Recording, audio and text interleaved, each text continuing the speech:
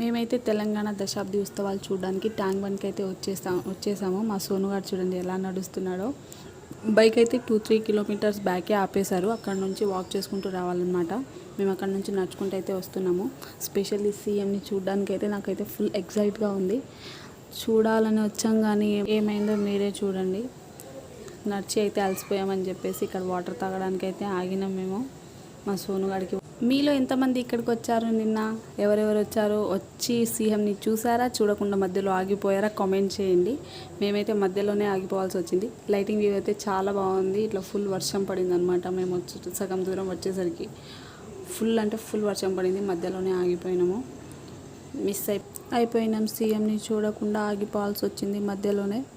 అంత దూరం వచ్చి వేస్ట్ అయిపోయింది. మేమైతే అక్కడే కూర్చున్నాం. చాలాసేపు తగ్గుతుందేమో అని వెయిట్ చేసినాం కానీ అస్సలు తగ్గలేదు. ఎంత ఎక్సైట్మెంట్తో వెళ్ళామో అక్కడ ప్రోగ్రామ్